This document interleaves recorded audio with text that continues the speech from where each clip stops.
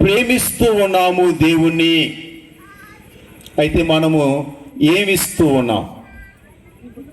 దేవుడు ప్రేమించాడు, తన కుమారుణ్ణి మనకు అనుగ్రహించాడు కదా, అదే మీరు రాశారు, దాని భావం. కనుక మనందరము కూడా దేవుణ్ణి ప్రేమిస్తూ ఉన్నాం అని చెబుతూ ఉన్నాం. దేవునికి ఏమి ఇస్తూ ఉన్నాం? మనందరూ కూడా ఆత్మ పరిశీలన చేయండి. వ్యక్తిగతముగా ప్రతి ఒక్కరూ కూడా ఆ ప్రశ్నకు జవాబును ఇవ్వడానికి ప్రయత్నం చేయండి. ఈనాటి సువార్త పఠనములో మనందరము కూడా విన్నాం. యూదులు, మరి ముఖ్యముగా సంపూర్ణమైన నిండు విశ్వాసములైనటువంటి యూదులు ప్రభువులో తప్పు పట్టుకోవడానికి ప్రయత్నిస్తూ ఉన్నారు. నీవు దైవ కుమారుడువా, నీవు దేవుడవేనా, నీవు చేసే అద్భుతాలు దివ్య శక్తితో నీవు చేస్తూ ఉన్నావా, మాకు ఒక గురుతును చూపించు అని ప్రభు జీవితం పొడుగున విశ్వాసములైనటువంటి యూదులు, మరి ముఖ్యముగా పరిసయ్యులు, ధర్మశాస్త్ర బోధకులు ప్రభువులో తప్పు పట్టుకోవడానికి ప్రయత్నిస్తూ ఉన్నారు. అందుకు అనుగుణముగా ప్రభువును రాళ్లతో కొట్టడానికి ప్రయత్నిస్తూ ఉన్నారు. అతడు దైవ కుమారుడు, మనందరము కూడా విశ్వసిస్తూ ఉన్నాం, దానిలో సందేహము లేదు. అతడు దైవ కుమారుడు, దేవుడే. కానీ మనందరి కొరకు అతడు ఒక పాపాత్ముడుగా మన పాపముల కొరకు సిలువలో బలి అవుతూ ఉన్నాడు. మనందరి మీద తన ప్రేమ ఉన్నది అని, ఈ ప్రేమ శాశ్వతమైనది అని తన సిలువ బలి ద్వారా మనకు వెల్లడి చేస్తూ ఉన్నాడు. ఈ రీతిగా దైవ కుమారునికే, సత్పురుషునికే, పుణ్యాత్ముడికే హింసలు, బాధలు ఎదురవుతూ ఉన్నాయి. ఆ సమయములో క్రీస్తు ప్రభువు తన యొక్క విశ్వాసాన్ని తన తండ్రి అయిన దేవుని ఎడల అతడు ప్రకటిస్తూ ఉన్నాడు. ఇదే విషయాన్ని ఈనాటి మొదటి పఠనములో మనందరము కూడా విని ఉన్నాం. ఇర్మియా ప్రవక్త దేవుని వాక్కును బోధిస్తూ, దైవ కార్యాలు చేస్తూ, ప్రజలను దైవ మార్గములో నడిపిస్తూ, ప్రభు దీవెనలు పొందడానికి ఆయన ఎన్నో విధాలుగా, ఎన్నో రూపాలలో ప్రయత్నం చేస్తూ ఉన్నాడు. అటువంటి ఇర్మియా ప్రవక్తను శత్రువులు చంపడానికి ప్రయత్నిస్తూ ఉన్నారు. ఇర్మియా ఈ విధంగా అంటూ ఉన్నారు, ఎల్ల ఎడల ఎటు చూచిన భయము ఆవరించి ఉన్నది. శత్రువులు, అలాగే నా మిత్రులు కూడా, శత్రువులు మాత్రమే కాదు, నేను నమ్ముకున్నటువంటి స్నేహితులు, ఆప్తులు, మిత్రులు నా పతనాన్ని కోరుకుంటూ ఉన్నారు, నన్ను చంపడానికి ప్రయత్నిస్తూ ఉన్నారు అని తన యొక్క ఫిర్యాదును దేవునికి వెల్లడి చేస్తూ ఉన్నాడు. ఇలాంటి కష్ట సమయములో తన విశ్వాసాన్ని కోల్పోకుండా, తనకున్నటువంటి విశ్వాసాన్ని బలపరుచుకుంటూ, దేవుడు నన్ను కాపాడుతాడు, దేవుడు నన్ను తన హక్కున చేర్చుకుంటారు, ఎవరైతే నన్ను చంపడానికి ప్రయత్నిస్తూ ఉన్నారో వారు ఓడిపోతారు, వారు పడిపోతారు, చివరికి నాకు దేవుడు విజయాన్ని కల్పిస్తాడు అన్నటువంటి అచంచలమైన, ప్రగాఢమైన విశ్వాసాన్ని ఇర్మియా ప్రవక్త వెల్లడి చేస్తూ ఉన్నాడు. పూర్వ నిబంధనలో యోబు భక్తుడు మనందరికీ తెలుసు. తన జీవితంలో ఎన్నో కష్టాలు వచ్చాయి, ఎన్నో బాధలు వచ్చాయి.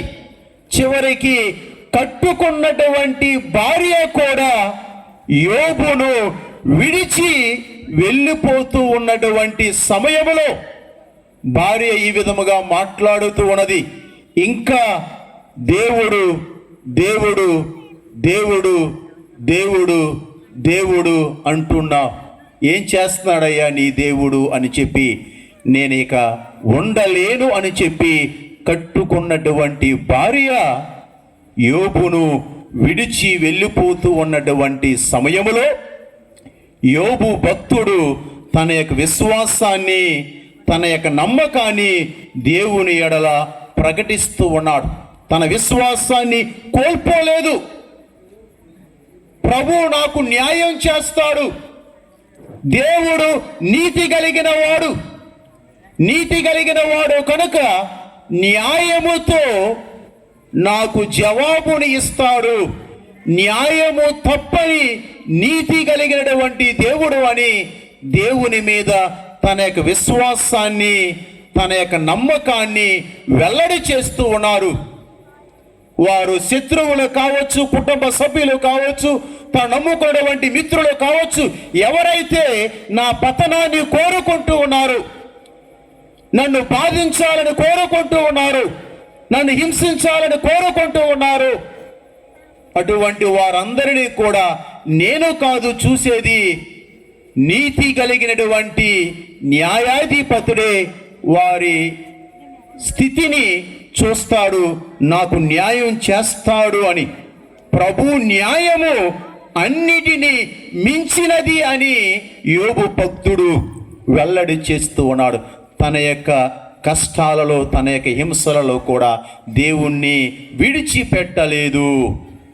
అపోస్తుల కార్యాలలో 6వ అధ్యాయం 7వ వచనములో మనందరము కూడా అక్కడ 7 సహాయకులను గురించి మనందరము కూడా వింటూ ఉన్నాం. ఈ 7 సహాయకులనే ఉపగురువులు అని మనం పిలుస్తూ ఉన్నాం.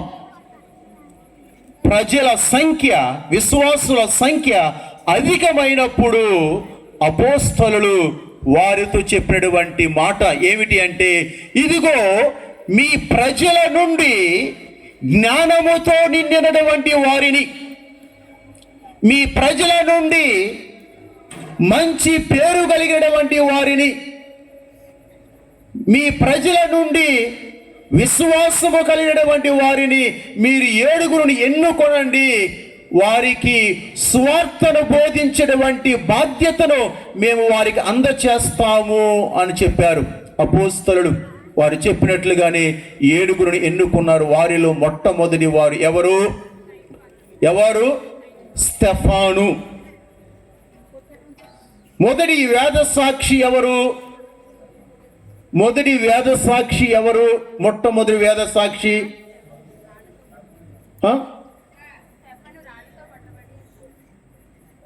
నా ప్రశ్నకి సూటిగా సమాధానం చెప్పండి. మొట్టమొదటి వేద సాక్షి ఎవరు? అది మొట్టమొదటి వేద సాక్షి ఎవరు? అసలు ఈ అపోస్తుల కార్యాలు 6-7 అధ్యాయాల గురించి మాట్లాడక ముందే అడుగుదాం అనుకున్నా. ఆ క్లూ ఇచ్చిన తర్వాత కూడా తప్పు చెప్తున్నారు మీరు. మొట్టమొదటి వేద సాక్షి స్టెఫాను. ఆయన్ని కూడా రాళ్లతో కొట్టడానికి ప్రయత్నించారు. చివరికి రాళ్లతో కొట్టి చంపారు. అపోస్తుల కార్యాలు 7వ అధ్యాయం చివరి వచనం 59వ వచనములు మనం చదువుతూ ఉన్నాం. చివరికి ఆయన ప్రాణాన్ని విడుస్తూ ఉన్నటువంటి సమయములో ఏ మాటలైతే యేసు క్రీస్తు సిలువలో పలికాడో అవే మాటలను స్టెఫాను పలకడం మనందరము కూడా చూస్తూ ఉన్నాం. ఏమని అన్నాడు? ప్రభు, నా ఆత్మను నీ చేతులలో ఉంచుతూ ఉన్నాను. నన్ను రాళ్లతో కొట్టి చంపుతూ ఉన్నటువంటి వారిని నీవు మన్నించు, వాళ్ళ మీద ఏ నేరము మోపవద్దు అని అంటూ ఉన్నాడు. ఈ రీతిగా ప్రియ దేవుని బిడ్డలారా, సువార్త పఠనములో క్రీస్తు, మొదటి పఠనములో ఇర్మియా ప్రవక్త, యోబు భక్తుడు, అలాగే ఈ స్టెఫాను, అలాగే ఎంతో మంది పుణ్య పురుషులు వాళ్ళ జీవితములో హింసలను ఎదుర్కొన్నారు. ఆ హింసలలో వారి యొక్క విశ్వాసాన్ని నిలుపుకున్నారు, ప్రభువుకి సాక్షులుగా జీవించారు అని మనందరము కూడా బైబిలు గ్రంథములో చదువుతూ ఉన్నాం. కనుక ఈ రోజున మనందరము కూడా ధ్యానించేది ముందుగా పుణ్య పురుషుడు లేదా నీతిమంతుడు తనకు వచ్చినటువంటి కష్టాలను, ఆ కష్ట సమయాలలో దేవునికి మొరపెట్టుకుంటూ ఉన్నాడు. రెండవ భాగం, దేవుడు ఆయన మొరను ఆలకించి దేవునికి ఏ విధముగా ప్రతిఫలాన్ని ఇస్తూ ఉన్నాడు, దేవుడు ఏ విధముగా అతనికి జవాబు ఇస్తూ ఉన్నాడు, మనందరము కూడా ఆలకించడానికి మనము ప్రయత్నించుదాం. చూడండి, నీతిమంతుడు ఈ విధముగా పలుకుతూ ఉన్నాడు, ప్రభు నీవు నాకు డాలు వంటి వాడవు, నాకు గౌరవమును చేకూర్చి పెట్టువాడవు, నేను తల ఎత్తుకొని తిరుగునట్లు చేయువాడవు నీవే. ఈ మాటలు వీరందరూ కూడా చెప్పినటువంటి విధంగా మనందరూ కూడా చూస్తూ ఉన్నాం. ప్రభువు నాకు డాలు వంటి వాడు, ప్రభువే నాకు రక్షకుడు, నన్ను ఆదుకునేవాడు, నాకు సహాయాన్ని అందించేవాడు, అలాగే నాకు గౌరవాన్ని చేకూర్చి పెట్టేవాడు, నేను తల ఎత్తుకొని తిరిగేటట్లు చేసేవాడు, నేను నమ్ముకున్న దైవము. కీర్తనకారుడు 3వ కీర్తన 3వ చరణం. ప్రభు నుండి రక్షణము లభించును, ప్రభు నీవు నీ ప్రజలను దీవింపుము. నీతిమంతుడు చేసేటువంటి ప్రార్థన, నీతిమంతుడు హింసించబడుతూ ఉన్నటువంటి సమయంలో తాను నమ్మేది తన బలం మీద కాదు, తాను నమ్మేది తను నమ్ముకున్నటువంటి మహాశక్తి కలిగినటువంటి దేవుని మీద తన నమ్మకాన్ని నిలుపుకున్నాడు. అందుకని ప్రభు నీ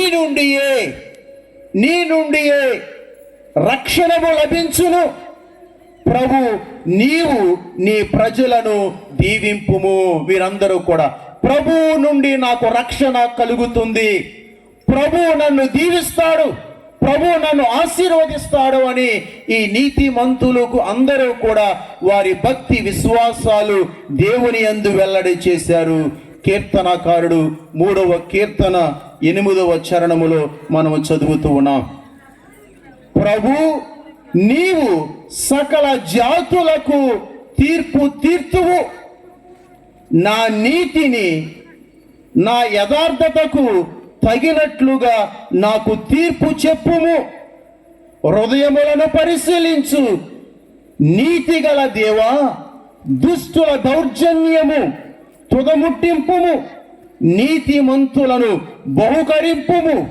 నీవు నీతిమంతుడవైన దేవుడవు, నరుల ఆలోచనలను కోర్కెలను పరిశీలించువాడవు. కీర్తన 7వ కీర్తన 8 నుండి 9 చరణాలు. ఇవే మాటలు ఈనాటి మొదటి పఠనములో మనందరము కూడా విని ఉన్నాం. ఇర్మియా అంటూ ఉన్నాడు, ప్రభు నీవు నరుల హృదయాలను పరిశీలించేవాడవు, నరుల హృదయాలను పరీక్షించేవాడవు.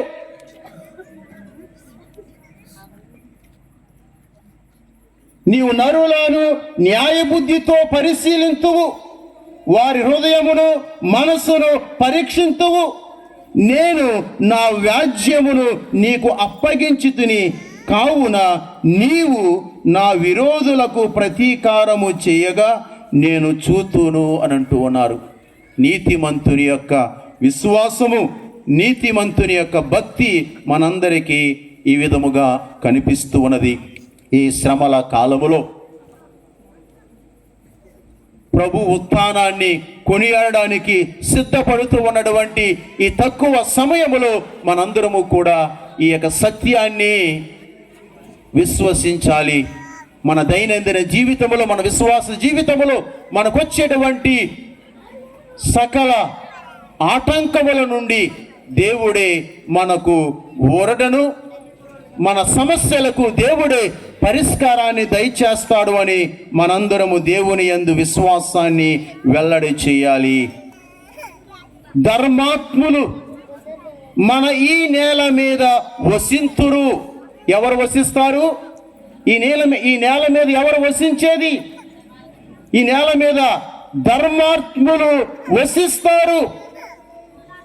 పుణ్య పురుషులు మన ఈ నేల మీద జీవింతురు. కానీ దేవుడు దుష్టులను ఈ నేల మీద నుండి తుడిచివేయును, పాపులను ఈ భూమి మీద నుండి పెరికివేయును. సామెతల గ్రంథం 2వ అధ్యాయం 21 నుండి 22 వరకు. ముందు వాక్యం చెప్తలేదు, ఎందుకంటే మీరు చదివేస్తారు కదా, అందుకే చెప్పిన తర్వాత చెప్తున్నా చివరికి. చూడండి, ఈ భూమి మీద నిలిచేవాడు, ఈ భూమి మీద జీవించేవాడు ఎవరు జీవిస్తాడంటే ధర్మాత్ముడు జీవిస్తాడు. దుష్టుడు పెరికివేయబడతాడు. అదేంటండి అని అంటారా మీరు? 365 రోజులు 365 రోజుల్లో ఒక్క నిమిషం కూడా నీవు చేసేది తప్పు అని గ్రహించలేదు. ఇంకా ఏమిటి? దేవుడు ఎన్నో విధాలుగా నీకు అవకాశాన్ని ఇస్తూ ఉన్నాడు. జాన్, కొండపల్లి జాన్ ఇటు ఎన్నో అవకాశాలు ఇస్తూ ఉన్నాడు, సద్వినియోగం చేసుకోవడం లేదు. ఇంకా ఏమిటి? ఏం చేస్తాడు దేవుడు? చేసేదే న్యాయం. మీరందరూ కూడా అనుకుంటున్నారు, అర్థమవుతుందా? నేను సబబు కాదేమని అనుకుంటున్నారేమో. నేను చేసేదే సబబు. ఏమిటి అది? 99 మంచి పనులు చేసి ఒక తప్పు చేస్తే ఆ తప్పుకు దేవుడు నిన్ను శిక్షిస్తూ ఉన్నాడు. అంటే ఏమిటి? నీ జీవితాంతము నీవు భుజించే విధముగా, నీ జీవితాంతము నీవు మంచినీళ్ళు తాగే విధముగా నీవు మంచిని చేస్తూనే ఉండాలి అని ప్రభు నీకు, నాకు, మనందరికీ హిత చేస్తూ ఉన్నాడు, బోధిస్తూ ఉన్నాడు. ఈ సత్యాన్ని మనందరము కూడా గ్రహించుకోవాలి. ప్రభువు యావగించుకొను కార్యములు ఉన్నాయి. ఎన్ని? ప్రభువు యావగించుకొను కార్యములు ఉన్నాయి. ఎన్ని చెప్పండి, ఎవరికైనా తెలుసా? బాగా చెప్పవద్దు అవుతుంది. 7. ఇదిగో చూడండి, మొట్టమొదటిది గర్వపు చూపు, అబద్ధములాడు నాలుక, నిర్దోషులను చంపు చేతులు, కుట్రలు పన్ను హృదయము, చెడును చేయుటకు పరుగెడు పాదములు, సాక్ష్యమును మాటి మాటికి బొంకులాడుట, అన్నాదమ్ములలో జగడములు పెంచుట. చూడండి, మనం ఇవి చూస్తూ ఉన్నాం. కుట్రలు పన్ను హృదయం, చెడును చేయుటకు పరుగెడు పాదములు. మనము మొదటి పఠనములో మనం ఈ భక్తులు మనందరం కూడా చూస్తూ ఉన్నాం. వాళ్ళందరూ కూడా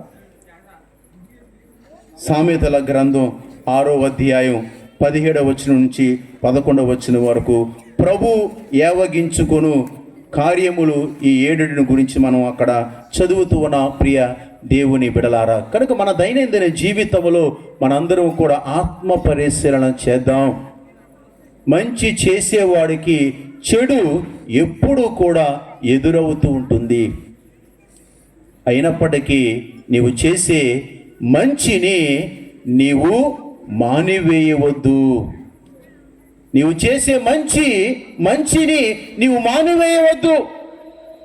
నీకు ఆటంకాలు ఎదురైనా, నిన్ను ప్రజలు అర్థం చేసుకోపోయినా, ప్రజలు నిన్ను గౌరవించకపోయినా, నీవు చేసే మంచిని నీవు కొనసాగించు. నీవు నమ్ముకున్నటువంటి దేవుడు నిన్ను బహుకరిస్తాడు, నిన్ను దీవిస్తాడు అని ప్రభు మనందరికీ తెలియజేస్తూ ఉన్నాడు. దుష్టులకు దేవుని మర్మములు తెలియవు. దుష్టులకు దేవుని మర్మములు తెలియవు. పవిత్రమును నిర్మలమైన జీవితమునకు బహుమతి కలదనియు వారికి తెలియదు. దుష్టులకు తెలియదు. ఏమని? మంచి చేస్తే దేవుడు బహుకరిస్తాడని వారికి తెలియదు. అలాగే దేవుని యొక్క మర్మాలు వారికి తెలియదు. కనుక వాళ్ళు ఏం చేస్తారు? చెడునే చేస్తారు. సొలొమోను జ్ఞాన గ్రంథం 2వ అధ్యాయం 22వ వచనములో ఈ వాక్యాన్ని మనము చదువుతూ ఉన్నాం. దుష్టులకు దేవుని మర్మము తెలియదు. అందుకనే ప్రభువు మీదను నీతిమంతులుగా జీవిస్తూ ఉన్నటువంటి యోబు భక్తుని పైనను, ఇర్మియా భక్తుని పైనను, అలాగే స్టెఫాను భక్తుడి పైనను కూడా వారందరూ కూడా రాళ్లతో కొట్టాలి అని ఆయన పతనాన్ని కోరుకున్నారు. ఆయన ఏ విధముగా చంపాలని ఆలోచించారు. ఎందుకంటే వాళ్లకు దేవుని మర్మము తెలియదు. పవిత్రమైన దానికి దేవుడు బహుకరిస్తాడని వారికి తెలియదు. ప్రియ దేవుని బిడలారా, వారి వలె మనం ఉందామా? లేదా మనకి జీవితాన్ని మలుచుకుందామా? మన జీవితాన్ని మార్చుకుందామా? ఈ శ్రమల కాలములో, చివరి రోజులలో ఉన్న మనందరము కూడా ఆత్మ పరిశీలన చేయాలి. ప్రియ దేవుని బిడలారా, సజ్జనులను దేవుడు కాచి కాపాడును. సజ్జనులను, మంచి పనులు చేసే వారిని దేవుడు కాచి కాపాడతాడు. వారే నాడును వెదలకు గురికారు. వారు ఏనాడును వెదలకు అనగా బాధలకు గురికారు. వారి బాధ కొద్దిపాటిది, బహుమతి మాత్రము చాలా పెద్దది. సజ్జనులు పడేటువంటి బాధలు కొంతకాలమే, కానీ బహుమతి మాత్రము చాలా పెద్దది. కనుక నీ కొరకు చాలా పెద్ద బహుమతి ఎదురు చూస్తూ ఉన్నది. పెద్ద బహుమతిని నీవు పొందడానికి నీవు సిద్ధముగా ఉన్నావా? ఏమా ఇజుడు, పెద్ద బహుమతిని నీవు పొందడానికి నీవు సిద్ధముగా ఉన్నావా లేదా అని నేను మనందరము ఆత్మ పరిశీలన చేయాలి. ప్రభు వారిని పరీక్షించి చూచి వారు తన సన్నిధిలో ఉండుటకు యోగ్యులని తలంచెను. ప్రభువే తలంచుతూ ఉన్నాడు. ఎవరిని? పుణ్య పురుషులు. వీరు యోగ్యులు, వీరు పవిత్రులు. కీర్తనకారుడు తెలియచేస్తూ ఉన్నాడు కదా, ప్రభు నీ మందిరమున ఎవరు నివసించగలరు? నీ పర్వతం మీద ఎవరు నిలవగలరు? చక్కని కీర్తన ఉన్నది, అర్థమవుతుందా? ఎవరు నిలవగలరు? ప్రభు నిందలు చెప్పని వాడవయ్యా, అబద్ధాలు చెప్పని వాడయ్యా, నిర్మలముగా చూచువాడయ్యా, ఇంకా రకరకాలుగా అక్కడ మనందరం చూస్తూ ఉన్నాం. ధర్మాన్ని పాటించేవాడయ్యా. మరి ఎన్ని కూడా మనం చేస్తూ ఉన్నామా? మనం అందరిలో ఉంటున్నాము. అయినా ఆ అయోగ్యతను కాదు, ఆ యోగ్యతను, ఏ యోగ్యతను? దేవుని మందిరములో ప్రవేశించే యోగ్యతను దేవుడే తన కృప ద్వారా, తన మంచి మనసు ద్వారా మనకు దయచేస్తూ ఉన్నాడు. జాన్, నీవు గుడిలోకి రా, అది కేవలం నా మంచే కానీ నీది కాదు, నీ ప్రతిభ కాదు, నా కృపే అని అంటూ ఉన్నాడు.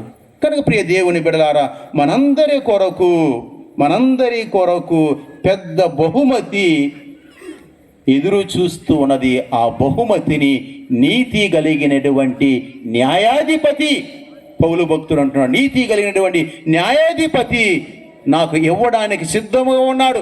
నాకు మాత్రమే కాదు, ఎవరైతే భక్తి విశ్వాసాలు కలిగి జీవిస్తారో అటువంటి వారందరికీ కూడా నీతి కలిగినటువంటి కిరీటాన్ని ఇవ్వడానికి ప్రభు సిద్ధముగా ఉన్నాడు అని అంటున్నాడు. ఈ వాక్యాన్ని మనము సొలొమోను జ్ఞాన గ్రంథం 3వ అధ్యాయం మొదటి వచనం 5వ వచనములో మనందరం కూడా చదువుతూ ఉన్నాం. ప్రియ దేవుని బిడ్డలారా, కనుక మన యందు ధర్మ జ్యోతి ప్రకాశించాలి.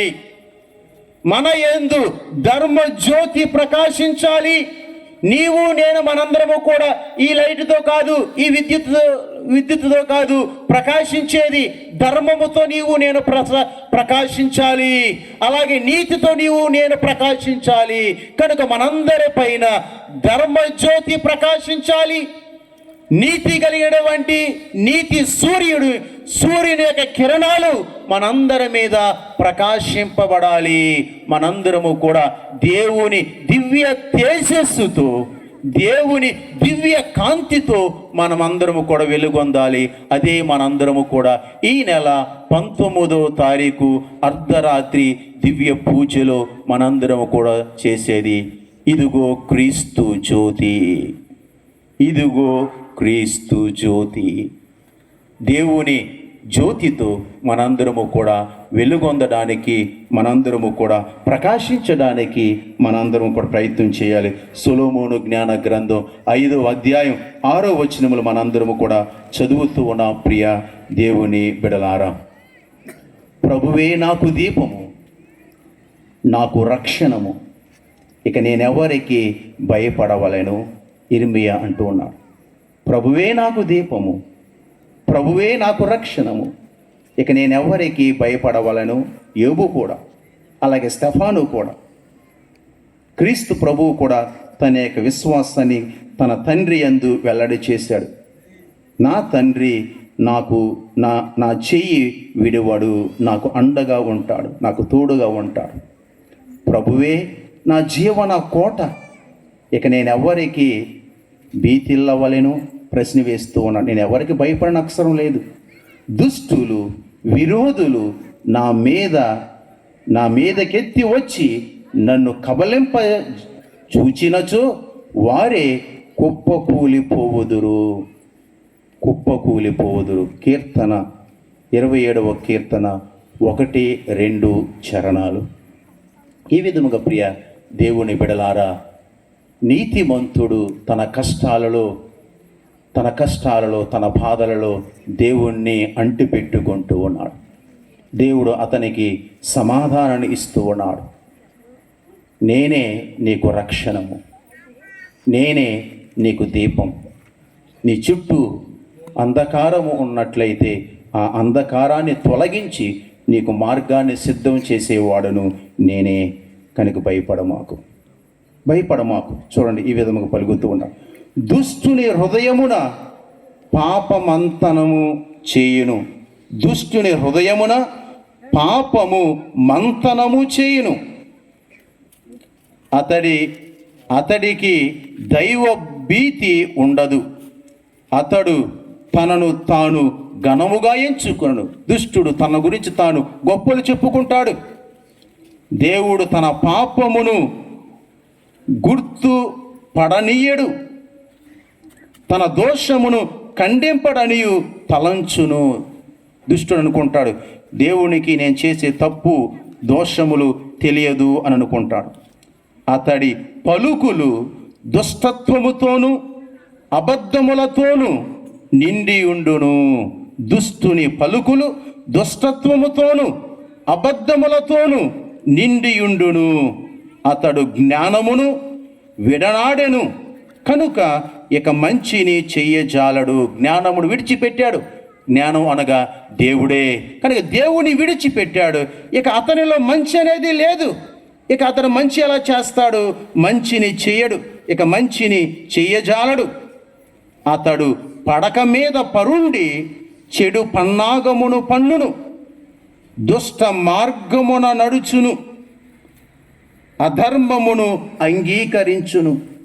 దుష్టుడు నడిచేటువంటి త్రోవలో నడుస్తాడు.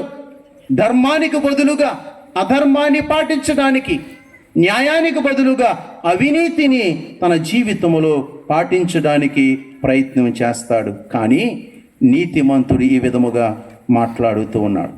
పుణ్య పురుషుడు ఈ విధముగా మాట్లాడుతూ ఉన్నాడు. ఏమని మాట్లాడుతూ ఉన్నాడు?